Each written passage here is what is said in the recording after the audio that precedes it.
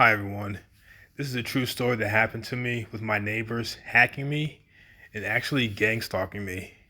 At first I was trying to ignore it, but then I decided, you know what? I think this is something the world needs to know so these people can be caught and prosecuted to the full extent of the law.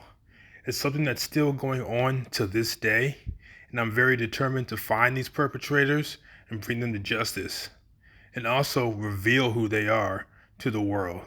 So sit back, relax, and listen to this next episode. Thanks.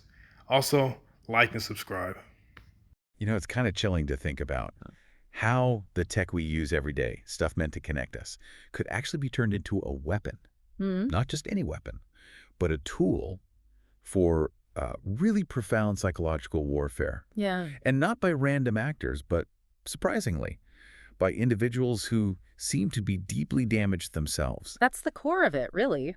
So today we're doing a deep dive into this really complex world of digital predators. We're focusing specifically on the male accomplices, often found within these, well, terrifying operations. Right. Our mission here is to unpack their psychology, what makes them tick. Hmm. We're drawing on some extensive investigations like the Brian Thompson case, which it really gives a disturbing look inside. It does. It's a stark case study. So we're not just looking at a crime, are we? We're tracing this path from like wounded individuals to digital manipulators, and then surprisingly, towards the cracks that might actually bring them down. Exactly. And like you said, this isn't your, typical hacker profile, someone just after data or maybe defacing a website for kicks. Right. Our goal is to really get under the skin of it, understand the hidden vulnerabilities, the twisted motivations of people who become these tools, willing tools in really malicious schemes. Right. So we'll be looking at who they are, the why behind it all, and maybe most importantly, the actual cracks in their own psychology that kind of hint at their downfall. It feels like peeling back a really dark layer of the digital world. It absolutely is. It's unsettling, but necessary to understand. Okay, so let's pull back that curtain then. The sources, they show something pretty unexpected right off the bat, don't they? These male hackers, they're not just driven by malice. Often they're deeply insecure. They carry significant personal trauma. Yeah, that's a key finding. What's the most striking thing that jumps out from the research about these specific accomplices? Well, what really stands out, and it's genuinely chilling, is this consistent psychological profile that keeps emerging. These individuals, they typically struggle, significantly with social skills, often show low self-control, and crucially, there's often a history of physical abuse, victimization in their own pasts. Wow. Victimization. Yes. The research points to what some have called the making of a digital predator. Things like childhood physical abuse, sexual abuse, other early traumas, they seem to be significant predictors. So there's a direct link. A strong correlation, certainly. Dr. Sarah Martinez, who's a leading researcher in this area, she put it quite starkly. She said, what we're seeing isn't random cruelty, it's trauma being weaponized. Trauma. Weaponized. That phrase is incredibly powerful and disturbing. It is. It makes you think how deeply personal these digital attacks must feel to the victims, Absolutely. So it's not just about someone having a sad backstory. Yeah. It's this terrifying transformation where their own pain becomes a weapon they use on others. Precisely. And when you dig into the specific psychological traits, these patterns become, well, pretty undeniable. Like what kind of pattern? Well, profound social isolation is common. They find it incredibly difficult to form healthy, reciprocal relationships. Okay. There's often a history of rejection, maybe particularly by women, which seems to fester into this deep resentment and a real desire for control. Control seems key. Very key. And underneath it all, generally very low self-esteem, which they might try to mask quite effectively sometimes with their technical skills. That becomes their power source, their shield. Makes sense. The one area they feel competent. Exactly. And this whole combination, it makes them highly susceptible to manipulation, especially by more dominant, maybe charismatic personalities, like Rebecca Torre, who our sources identify as the alleged leader in this specific operation. So there's a leader figure pulling strings. Often, yes. And tragically, you also often see substance abuse issues sort of layered on top, probably as a way to cope with all that internal pain and isolation. It paints a really bleak picture. So this trauma to perpetrator pipeline, as you called it, how does that actually show up in the tactics they use? What does it look like when they turn this damage outward using technology. Yeah, that's where it gets truly insidious, because their own deep-seated issues directly shape the kinds of technical capabilities they develop and deploy. So it's not just random hacking tools. No, no. And their expertise can come from surprisingly varied places. We're talking about people who might have, say, military or intelligence backgrounds, or skills they picked up in underground hacking circles, sometimes even corporate insider knowledge, or, advanced academic computer science training. A wide range. A very wide range. But the point is, they're not just hacking systems anymore. They're essentially trying to hack people's minds. Hack minds. That's a terrifying way to put it. It is. They use these really cunning tactics, things designed to feel incredibly personal to make you question your own perception of reality, almost like they're whispering your private thoughts back to you. Oh, that's deeply unsettling. One key method is what the sources call gaslighting operations. This is where they systematically distort a victim's reality by subtly manipulating their devices. Your computer, your phone, maybe even smart home stuff. And they combine that with coordinated messages, maybe from fake accounts or other accomplices. Okay. The whole goal is environmental control, making you, the victim, constantly question your own memory, your own perceptions. Imagine your own tech, your home, basically turning against you to make you think you're losing it. Wow. Constant unease, self-doubt. Exactly. It creates this profound sense of just not being safe anywhere, even in your own head. So it's way beyond stealing data. It's about undermining your actual sanity. Yeah.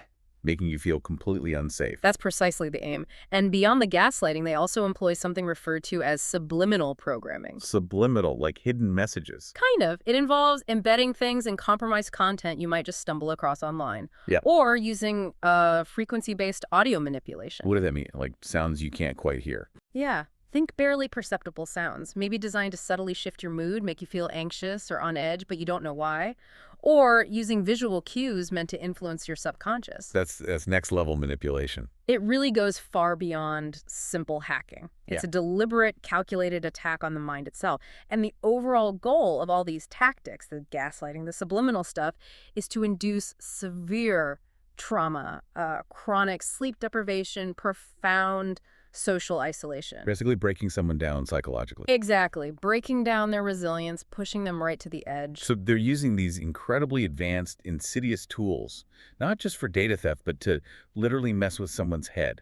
And it sounds like they're exploiting their own trauma by inflicting it on others. It's like this dark projection. It does seem that way. A dark mirror, as you said. What could possibly drive them to go to such extreme lengths, to wage this kind of intense psychological warfare? Well, the motivations seem deeply rooted in those psychological profiles we talked about earlier.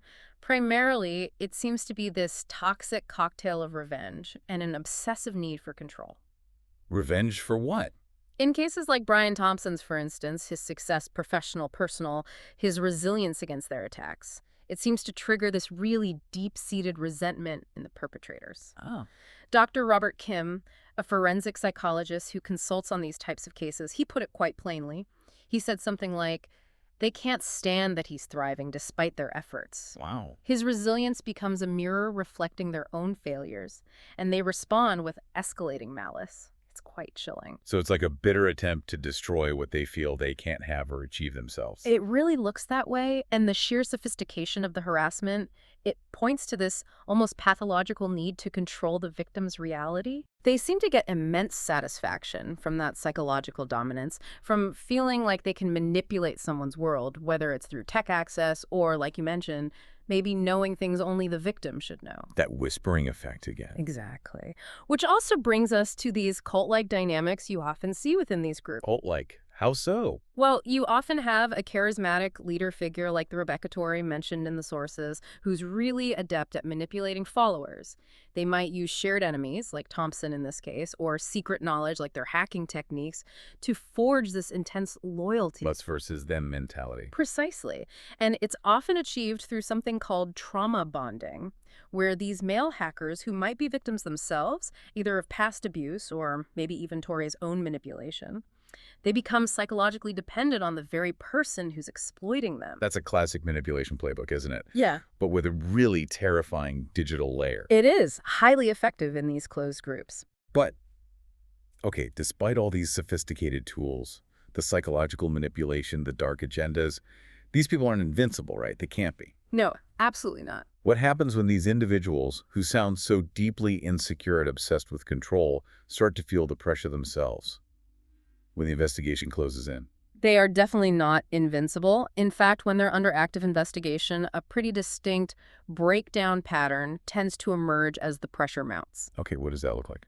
Well, it links directly to their own mental health getting worse and eventually can lead to their capture. You start seeing increasing paranoia within the group, worries about law enforcement infiltration. Infighting. Yes, that often follows. Squabbling over methods, who to target next. Then there's often observable, escalating mental health deterioration among the participants themselves. Makes sense under that kind of stress. And predictably, you often see an increase in substance abuse, probably as a way to cope, albeit poorly. But critically, their deepening fear of prosecution that often leads them to make operational mistakes. Big ones. So their own fear trips them up. Exactly. That's where their own psychological weaknesses become their biggest vulnerabilities. It starts to unravel the whole thing. Their careful plans start to betray them. So the very things fueling their attacks, the insecurity, the need for control, ultimately contribute to their downfall. The structure they build starts crumbling from the inside out. Precisely stated. Yes. And investigations into these kinds of operations, they're active. In cases like Thompson's, the sources suggest it's moving into its final phase. So understanding their psychology isn't just academic. Oh, not at all. It's absolutely crucial. It helps predict their next moves, understand their likely mistakes, and, most importantly, gather the evidence needed to bring them to justice. Because despite all their efforts to hide in the digital shadows, the truth is, the digital evidence, eventually, inevitably, it will betray the betrayers. What we've unpacked today, it really goes beyond just digital crime or the dark side of tech, doesn't it? Mhm. It's such a profound look at these psychological wounds, the deep damage that can drive people to weaponize the very tools that were meant to connect us all. Yeah. It's a sobering thought how deep insecurity and trauma can twist and manifest in these really insidious ways, turning the online world into a psychological battleground.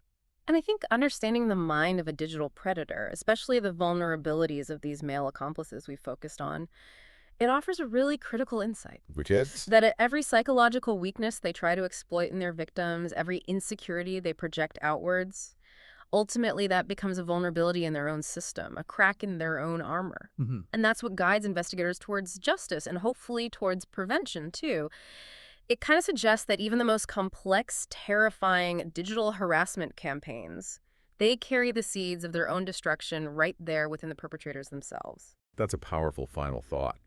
Even in our hyper-connected world, it still comes down to human behavior, all its complexities, its flaws, its potential for both connection and, well, destruction. Something for all of us to really reflect on, I think, as we navigate our own digital lives and try to understand the people around us.